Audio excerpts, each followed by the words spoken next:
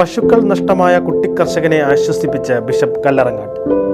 തൊടുപുഴ വെള്ളിയാമറ്റത്ത് കുട്ടിക്കർഷകൻ മാത്യു ബെന്നിയുടെ 13 പശുക്കൾ ചത്തുവീണ ദുഃഖത്തിലായിരിക്കുന്ന ആ കുടുംബത്തിലേക്ക് ആശ്വാസദൂതുമായി പാലാരൂപത ബിഷപ്പ് മാർ ജോസഫ് കല്ലറങ്ങാട്ട്. കഴിഞ്ഞ ദിനം ഉച്ചയോടെയാണ് ബിഷപ്പ് വീട്ടിലെത്തിയത്. മാത്യു, സഹോദരൻ ജോർജ്, സഹോദരി റോസ്മേരി, മാതാവ് ഷൈനി എന്നിവരെ ആശ്വസിപ്പിച്ചാണ് ബിഷപ്പ് മടങ്ങിയത്. വെള്ളിയാമറ്റം സെന്റ് ജോർജ് പള്ളി വികാരി ഫാദർ ഇമ്മാനുവൽ വരിക്കമാക്കലിനൊപ്പമാണ് ബിഷപ്പ് എത്തിയത്. അതോടൊപ്പം മാത്യുവിൻ്റെ പഠന സഹായവുമായി പാലാ ബ്രില്യൻസ് സ്റ്റഡി സെന്ററും രംഗത്തെത്തി. വെറ്റിനറി ഡോക്ടറാകാൻ ആഗ്രഹിക്കുന്ന മാത്യുവിന് 2 വർഷം സൗജന്യമായി എൻട്രൻസ് പരീക്ഷാ പരിശീലനം നൽകാമെന്നും ഇവർ വാഗ്ദാനം ചെയ്തിരിക്കുകയാണ്.